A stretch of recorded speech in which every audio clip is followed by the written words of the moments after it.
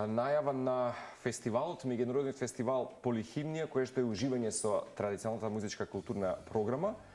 Софија Бислимовски го има ова како приказна, а потоа и денови на мет на познатата променада на улица Македонија со нашата Марија Коцева. Скопје повторно во духот на музиката. Во тек е меѓународниот музички фестивал Полихимнија, фестивал кој што ги обединува младите музички таленти. Фестивал кој што ќе понуди многу креативност, многу надпревари и многу интересни настани.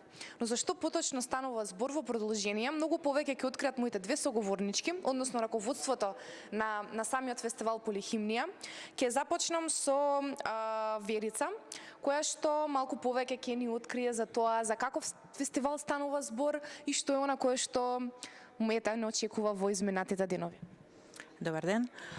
Во тек е 11-тото издание на меѓународниот фестивал Полихимнија. Минатата година го имавме јубилејното 10-то издание и многу ни е мило што продолжуваме понатаму со нови содржини, нови гости, со изброј на учесници и заинтересирани надпреварувачи. Изминатиот викенд се одржа гудачките категории на Факултетот за музичка уметност, каде што се одржа на 30-ти завршниот концерт и беше прогласен лауреатот на таа дисциплина. А сега следи Чело Лав Фест, каде што младите челисти од Скопје може да учествуваат и да учат од двајца професионалци, двајца професори од Србија и Грција и на крајот денеска од 18 часот да се представат и да имаат концерт, завршен концерт за овој фестивал.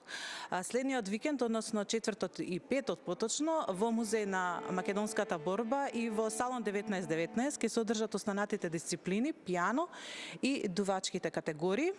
Следи уште еден концерт, гостин ќе ни биде Марко Симовиќ, кој ќе има концерт во салон 1919 во 18:30 часот, а на трети исто ќе се одржи завршниот концерт на надпреварувачите од овие дисциплини и ќе бидат прогласени останатите лауреати кои што ќе добијат парични награди и концерт за следното издание.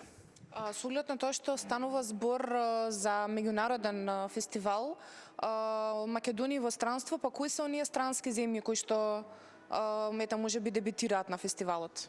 На нашиот фестивал секој пат има голем број на учесници и секој пат тоа е повеќе од 10 земји, зашто ние сме посебно горди, затоа што потоа нашите учесници можат да добијат стипендии, да конкурираат и во нашата држава и надвор од нејзе, и нашата диплома е признаена.